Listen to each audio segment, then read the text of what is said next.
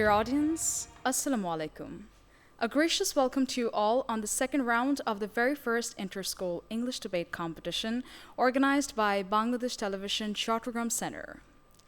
Debate is a formal academic competition in which students argue both sides of a given topic. I believe that the pursuit of truth and right ideas through honest debate and rigorous argument is a noble undertaking.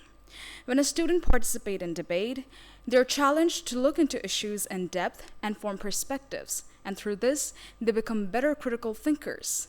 And looking at our participants here today, it looks like they're more than prepared to get started with this heating debate competition.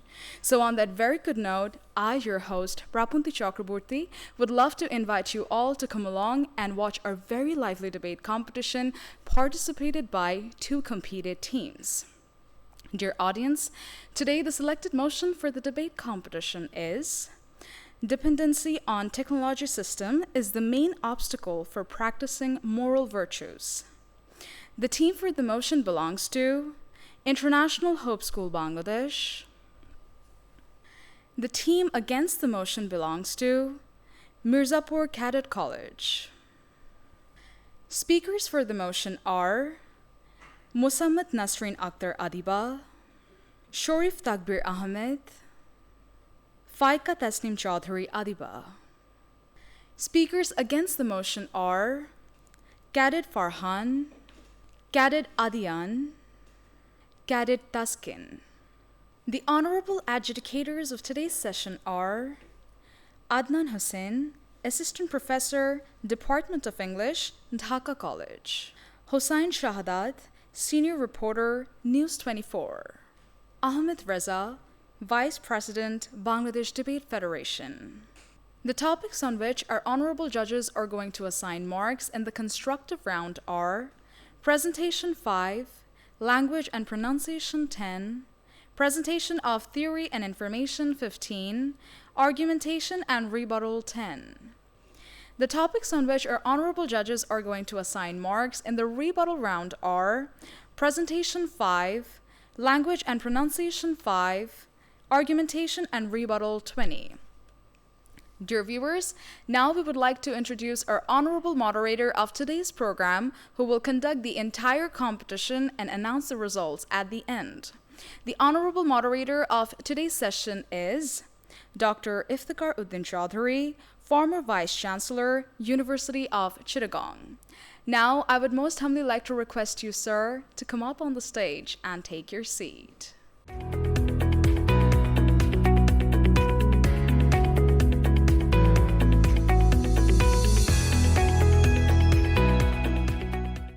Before we start the debate, let me inform you about the order and time allocation of each debater. Each debater will get 5 minutes to present his or her speech. An alarming bell will ring on the 4th minute, and the final bell will ring on the 5th minute. In the rebuttal round, both the team leaders will get 2 minutes each. Alarming bell will ring on 1.5 minutes, and the final bell will ring on the 2nd minute. Dear viewers, from now onwards, you can not only watch us on your television set, but also on Facebook and YouTube. Tune in on facebook.com/BTV Chattogram and www.youtube.com/@BTV Chattogram. Now, I most humbly would like to request our honorable moderator to preside over the competition and start the debate. Respected judges, dearest participants, and all the viewers, I'd like to welcome you to this debate competition organized by Bangladesh Television Chattogram in terms of the first inter-school English debate competition 2023, the second round. The topic of today's debate is dependency on technology system is the main obstacle for practicing moral virtue. So we have with us International Hope School, Bangladesh for the motion, and against the motion we have with us Mirzapur Cadet College. I'd like to invite Musammat Nasreen Akhtar Adiba to present her deliberations for the motion. Ladies and gentlemen, esteemed judges, and fellow debaters, I'm Nasrin Akhtar Adiba from the affirmative side, and today we gather to discuss a topic that strikes at the heart of our modern society. Dependency on technology system is the main obstacle in practicing moral virtues. A technology system refers to a collection of interconnected components, tools, and processes that work together to achieve a specific technological goal. Whereas moral virtue is the cornerstone of a just and compassionate society. It is a thin line that keeps balance between what should not be done and what should be done. It is what makes the human humane. The great philosopher Aristotle mentioned a total of 9 moral virtues like magnanimity, honesty, kindness, etc. Moral virtues are needed because they act as compass that guides us through life's intricate journey. They serve as the bedrock upon which individuals build their own characteristics and shape the societies they inhabit. In a world that can often feel fragmented and complex, moral virtues provide the much-needed clarity and sense of purpose. Moral virtues have also played a crucial role in shaping societies by influencing individuals' behavior, relationships, and overall social norms. Virtues have guided people's interactions, promoting trust and cooperation within communities. They concentrate on developing strong social bonds, a sense of responsibility, and a shared understanding of right and wrong, contributing to the overall well-being and functioning of a society. The allure of technology is undeniable, offering convenience, collectivity, and efficiency. However, it is necessary for us to recognize that our increasing dependency on technology system is hindering the cultivation of moral virtues. For example, the prevalence of cyberbullying and online harassment highlights how the technology system can facilitate cruelty and undermine the moral virtue of kindness. As individuals seek validation and recognition online, they can inadvertently perpetuate a culture of competition, comparison, and cruelty. Cyberbullying thrives in this environment. As individuals resort to hurtful comments, shaming, and harassment to gain attention and reinforce their own self-worth. It also connects to the powerful influence of dopamine, which is often referred to as the feel-good neurotransmitter. In context to our digital lives, every notification, like, or messages triggers a release of dopamine in our brains, creating a sense of reward and pleasure. This constant stimulation can lead to addictive behaviors as we seek out this small burst of happiness in the virtual world. However, this addiction of technology can result in loss of focus in our real lives. Our attention becomes fragmented, jumping from one screen to another, making it difficult to concentrate on tasks or engage in more meaningful conversations. This lack of presence in our life hinder the ability to fully experience the world around us. In conclusion, while technology undoubtedly brings numerous benefits, we must consider at what cost we are getting this convenience. Thank you. Now let me invite Cadet Rahman of Mirzapur Cadet College to make his presentation against the motion. When I was at a public mosque a few weeks back, I left my shoes in front of the mosque as I went inside to pray. But when I came back outside, while everyone else had their shoes, mine were missing. Since technology is behind all obstructions of moral practices, maybe some robot influenced a highly moral and well-educated person into stealing shoes at the mosque. Is it not, my learned opponents? Honorable moderator, respected panel of judges, and august gathering, thank you for giving me the floor. Today's topic of debate is dependency on the technology system is the main obstacle in practicing moral virtues. And for obvious reasons, me and my team stand firmly against the motion. The first speaker of our opposition had done her absolute best trying to prove how the technology system had been the main obstacle to our moral practices. But I just can't help but ask, weren't our moral practices continually being obstructed from far before the system even existed? I believe the immoral crimes like rape, murder, and robberies were still prominent in those times.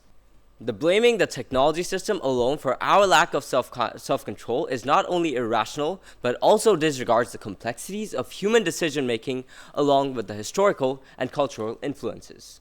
The true obstacles to moral practices root down to improper framing, self-centered perceptions, psychological tendencies, moral rationalizations, along with all such factors. And allow me to enlighten you that these factors are normalized due to illiteracy, unawareness, lack of self-control, and ignorance towards religious beliefs. A person who never received a proper familial environment can't be expected to even understand the weightage of moral virtues, let alone actually practice them. Such a person, when he uses technology for immoral activities, can't possibly mean that technology is at fault for his demoralization. My learned opponents, doctors use alcohol to make medicine, while alcoholics take it for the sake of their addiction. Do you blame the alcohol for their addiction? The amygdala, my honorable moderator, is the part of the brain responsible for learning emotional significance. It affects the arousal reactions to environmental stimuli. When a child experiences severe forms of emotional neglect during early brain development, he naturally grows his amygdala to a bigger volume and making it more reactive. As a result, to the dopamine sensation my opponent has mentioned, the child naturally has lower self-restraint towards it. My learned opponents, would you blame technology for such a factor? The education required for a person to know about self-restraint and the importance of moral virtues come down from one's own family, or at the very least, their society. In fact, a study published in the Public Medicine Center's official website shows that 73%, and I repeat, 73% of the demoralized youth are those who have faced familial neglect in their childhood lives. This neglect causes children to grow up appearing uncaring, indifferent, and highly prone to substance abuse, risky sexual behavior, and aggression. Honorable moderator, the main aim of technological advancements is to fulfill our needs as a living being. As technology provides for our economies and basic needs, we are freed of our animalistic instincts of survival, allowing us to look into higher purposes and values. These higher purposes and values are the very things that lead to the key moral practices like wisdom, altruism, prudence, honesty, pride, and so on. My learned opponents, this very concept was explained in a more refined manner by the famed author Yuval Noah Harari in his book, The Homo Deus. So my question to you is, how is technology a barrier to moral practices in this factor? It literally provides an open stage for moral and humane advancements. Now, there are also the concerns regarding religious misconceptions.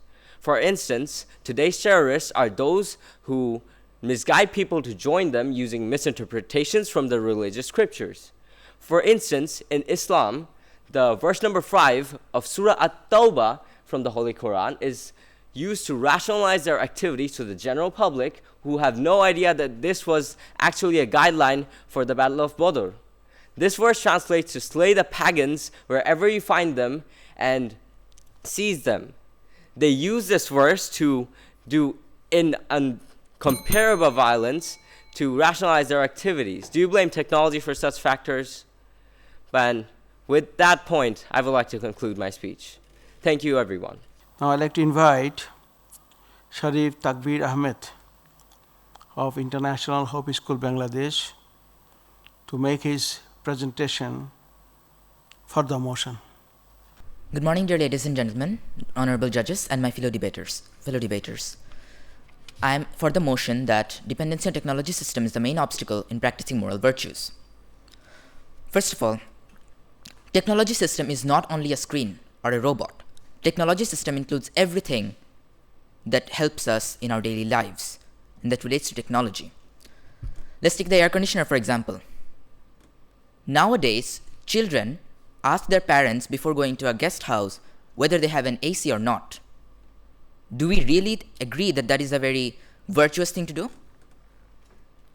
Nowadays, children are using slangs at the age of 8 or even below that. They are cursing at every statement. They do not respect their seniors. We do not live in a dream, we are living in reality. And this is reality. Why is this happening? Why are the children not respecting their grandparents? The grandparents who brought up their parents. Let me tell you why. Children are subjected to the technology. At home, they're alone with the device and they learn from it. And one of the most disgusting things about technology is that it has more harmful effect than it has the advantages. On the internet, we find more harmful information than we find useful information. And harmful information triggers the release of dopamine. And children, young children, do not understand that. They are so small, they do not understand the cruelty of this world. We are living in a reality. We cannot say everyone is educated because they are not. Young children learn what they are taught. But nowadays, parents are at work, both parents are at work, and so they are not able to take care of their children well. The children are learning from the device, they're learning from the internet, whatever comes up on their screen. And technology does not give them the good things on the screen. They're subjected to the wrongdoings. Let's come to social media. Many people are using social media for their business campaigns, the business ads, and frauds have increased. Many frauds have increased. People want to help others because it's a virtuous thing to do. But why should we now? Why should we continue to help? Why should we continue to be good people if we know that we are going to be scammed or there is a risk of being scammed? People do not donate to the poor on the streets because they think that the people are part of a group. They're not actually poor, they're just part of a group. Isn't this hampering our practicing of moral virtues? Were we supposed to be this? I think not. Charitable organizations are scamming people. Many trusted charitable organizations are not doing what they were supposed to do. People are losing hope from moral virtues. People are losing hope from being generous. And this loss in faith could be the end of the human species. Faith is what keeps us going, and moral virtues is what keeps us human. Moral virtues determine whether we are a human or an animal. Animals don't have moral virtues. Humans do. Now there is a huge spread of misinformation due to technology. What we say is not what is heard by others due to technology. There is anonymity. People don't know who we are, and most people live a double life, one online and one offline. Can we prevent that? Can we monitor everyone around us to show that to ensure that they do not go to the wrong path? If we do that, even we are going to be affected by the wrong path. This is not easy. At the root of all of it is technology. Children are hopping onto meaningless trends which contribute nothing to their lives, and they're abandoning them just the next day. Why are they wasting their time? Why are they not improving their moral virtues? Their virtue of honesty is at risk. The good people are being undermined, and the wrong people are increasing. More people are being affected by this technology. Infants nowadays do not have a bond with their parents, do not have a bond with their mother. Why? A child of age 2 needs to be given a mobile phone to be fed. Why? The mother cannot form a bond with the child because the child is too relentless. There is stress. The mother is too tired. This is not supposed to happen. How will the child be what kind of a human will the child be when they grow up? In conclusion, I believe that technology is the main obstacle to practicing moral virtues because it is at the heart of every problem we see around us. In some way or another, everything is connected, and it roots back to technology. Thank you. I'd like to call upon Cadet Adian to make his presentation against the motion. Learned opponents, in the response of your very question, let me tell you this. As you were stating that even the AC and everything present here, the lights, the fans, are also the part of technology system, then learned opponents, then I have a question for you. So, as you were saying, so technology system, just like any other knowledge, is a blessing, learned opposition, but like all knowledge, it's a blessing until you make it a curse. For example, you mastered nuclear chemistry with the help of technology system. Now, whether you'd like to destroy a country with nuclear bombs or develop a country with nuclear power plants is up to you and you alone, my learned opponents. Thank you, Honorable Moderator, for giving me the floor. Speaking against the motion, the first speaker of my team has already stated that it's not technology system, rather it's your mentality shaped by your familial teachings and, side by side, influence from the environment, and in their absence, it creates the obstruction of the practice of your moral virtues. Learned opponents, let me ask you a very simple question. Are you aware of the price of an egg in the market? If you don't panic, let me answer. 8 taka, 5th of August, 2023. 15 taka, 12th of August, 2023. And yes, both are the prices of a single egg, and it doubled by the end of the week, says the Daily Star. So what's the reason behind this? It's easy, syndicate. So, my learned opposition, does syndicate have any relation with technology system, or was it an act of dishonesty by a few cunning businessmen? It just requires some tricks. I won't be answering this time around, the question remains. So, adding to those points, I would like to add that sometimes lack of implementation of laws by the government and lack of cultural awareness also plays a key role in the obstruction of the practice of moral virtues. Honorable Moderator, according to an official website of LinkedIn, it was found just only in TikTok, Bangladeshi users spend 1 hour, 5 minutes daily on average. Meanwhile, the country from the app emerged, China, they introduced some smart tech laws. For example, learned opposition, if you were residing in China today, then you wouldn't be able to enter the app from 10 p.m. to 6 a.m. Again, for the users under the age of 14 and the age of 14, you wouldn't able to exit the time limit of 40 minutes. There are certain barriers. So we see that the cultural influence and sometimes even the implementation of laws plays a great role in the practice of our moral virtues. Flipping on the other side of the coin, Honorable Moderator, technology system has many positive sides. For example, if you look at many religious scholars and spiritual leaders of today's time, people like Sadhguru, Zakir Naik have earned their reputation as trustworthy moral guides through the help of technology system. So, learned opposition, would you still be accusing technology system? Question remains. Another real-time example, Honorable Moderator, Singapore. In LCI, Least Corruption Index, Singapore started third in globally. Again, in FTRI, Frontier Tech Readiness Index, Singapore stood second globally. So we say, according to the global reports, Singapore is corruption-free, that is morally virtuous, and side by side, highly tech-dependent. So it's a real-life example which you can't simply deny. Learned opposition, you were talking about social media, as I was hearing of. Just like all the platforms, you could blame me with Instagram, Facebook, Twitter, YouTube, but whatever they might be, learned opposition, they share something in common. Honorable Moderator, that's called algorithm. So what's algorithm? Basically, they will check what kind of genre you like.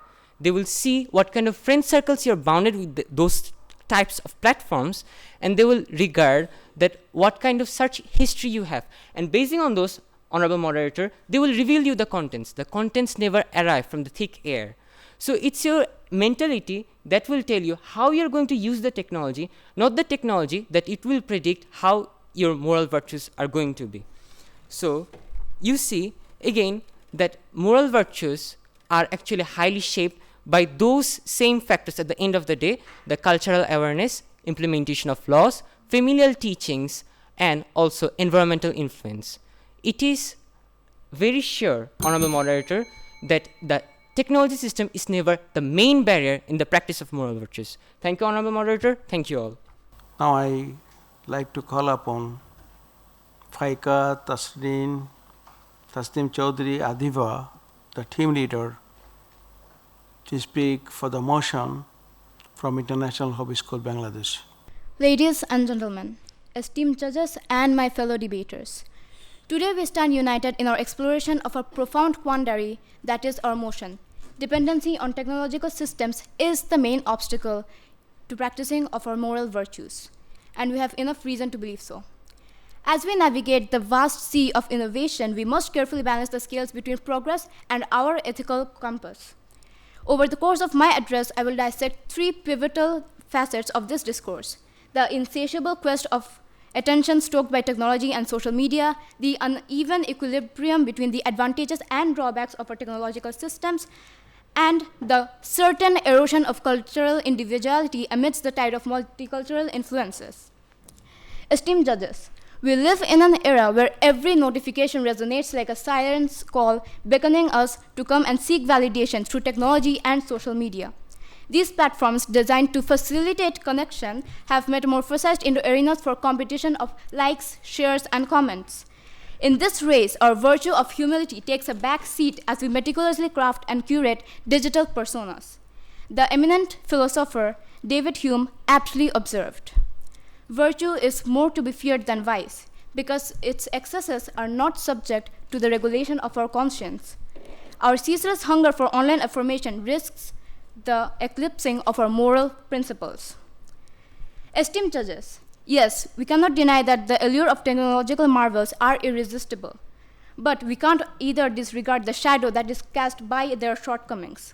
A recent study from Pew Research Center unveils a startling truth.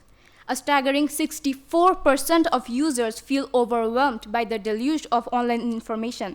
Source: Pew Research Center, 2023. A study conducted by the University of Michigan found that the excessive screen time and reliance on digital communication are correlated with a decline in face-to-face social skills, leading to reduced empathy and interpersonal communication and understanding. Source: University of Michigan Study, 2019.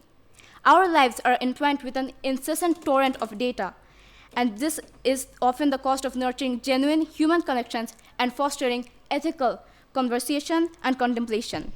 Furthermore, the World Health Organization also underscores a disconcerting trend, that is the surge in digital addiction leading to a decline in overall mental well-being. Source: WHO, 2022.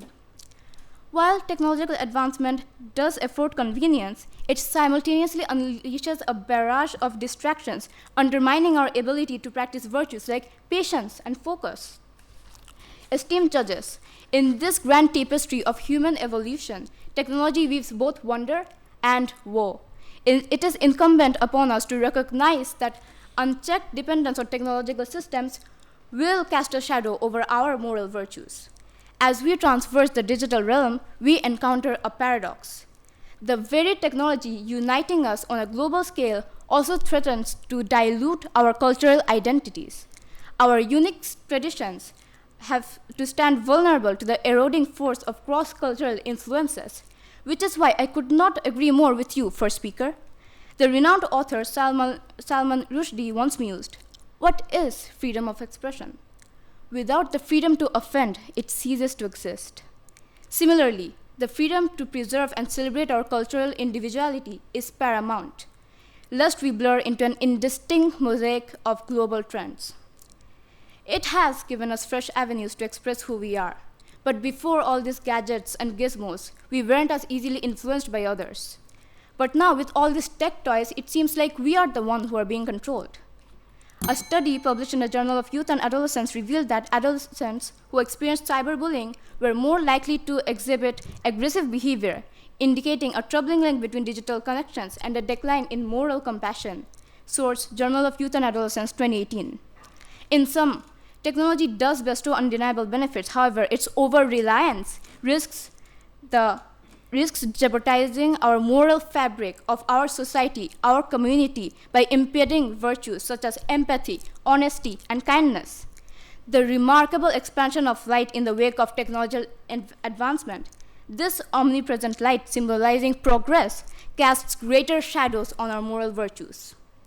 Ladies and gentlemen, in closing, let us reflect on the wisdom of the past.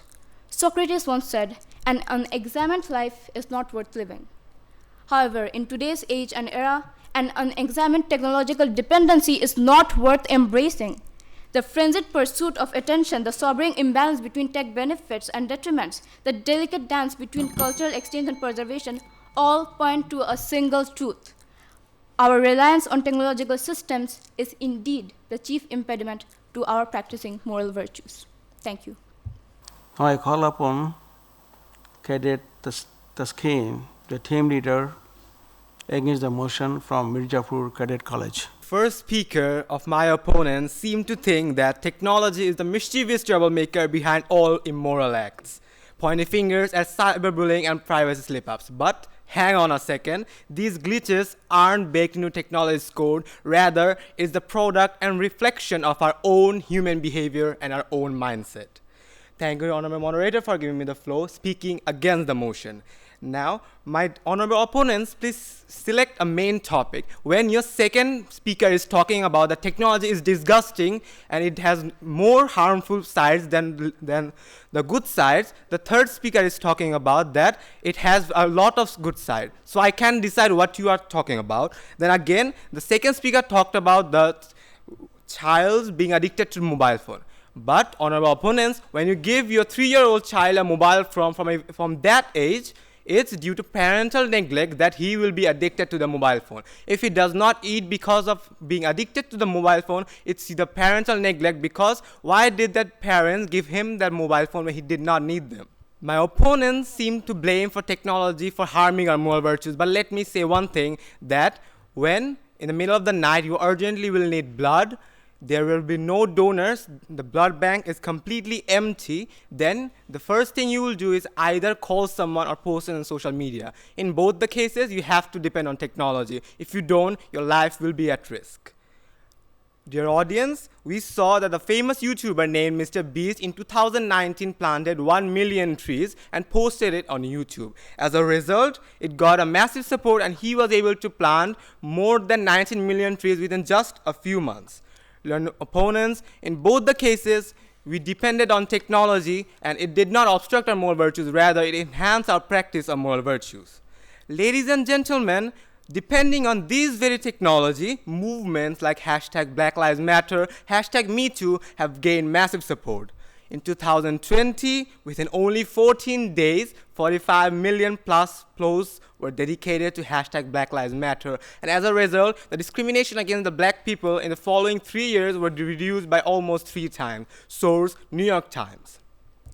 My opponents believe technology is an obstacle, but just look at Denmark, New Zealand, Finland. Talking about Denmark, it stands as the 3rd most morally upright countries of the world, and it also tops the rank of the most technologically advanced and technology-based countries of the world. And on the other side of the coin, the most corrupted countries like South Sudan, Sierra Leone, and Zimbabwe are actually the least technology-based countries of the world, based on the report of global report transparency.org.com. So, honorable opponents, my question is, how does technology stand as an obstacle and why does not it obstruct the moral virtues in Denmark, and where do you find technology obstructing the moral virtues in South Sudan when they don't even have it? My question remains. Honorable opponents, we see that the arms the defenses use, the records the police protects, the data the special services gather are all dependent on technology. And when technology is playing the lead role in protecting and safeguarding our moral virtues, how can you blame it for obstructing it? My question remains. The second speaker for the motion talked about that technology is disgusting. You say that is the root of all harmful things. But let me tell you one thing, that if the police, the defenses did not safeguard us, we won't be able to practice our moral virtues. And I don't see how you can say it's a disgusting thing when it saves so much children, it protects the woman, it protects robberies, it protects so many other things. Dear audience, the third speaker talked about that the advancement of technology is shadowing our moral virtues. But we see, dear audience, dear moderator, Bangabandhu Sheikh Mujibur Rahman's dream and our Honorable Sheikh Hasina's dream of a digital Bangladesh is never possible without depending on technology. And many other intellectuals want us to be digitally upgraded so that we can use and practice our moral virtues more and more. So, how do you think that they want us to be morally degraded? My question remains. You see, a study led by the University of Massachusetts professor Anthony Harris found that US crime rates and murder rates could have been 3 times higher, I repeat, 3 times higher, if it were not for advances in communication and medical technology. Honorable moderator, I want to say once again that we are saying that technology dependence is never the main obstacle, but rather the main obstacle which hinders the practice of moral virtues is our own self-consciousness and our own lack of parenting. Renowned socialist Machiavelli and Hobbes and also James Harris found that education actually affects our moral behavior, our sense of justice, and what we act based on different situations. Dear opponents, let's not take technology as a hindrance in practicing moral virtues. Rather, practice and enhance a new journey toward embracing and practicing moral virtues in a more interconnected world. And dear opponents, if you're still sticking to the notion that technology is the ultimate party pooper for all moral virtues, I kindly suggest you leave the stage, because the microphones are eavesdropping, the camera's on, the spotlight's still shining. So if you stick around, maybe they will obstruct your moral virtue practice. Thank you very much. Now this is a time for refuting the arguments. First of all, I like to call upon Faika, Tasneem, Chaudhry, Adiba to speak for the motions as team leader. It was great hearing all the opinions of our opposition team. However, before we delve into global impacts and the foreign media, shall we not begin with ourselves? Because, after all, it is our society, our community that we must build up in a global competition. So why not focus on which fertilizer suits our own crops best?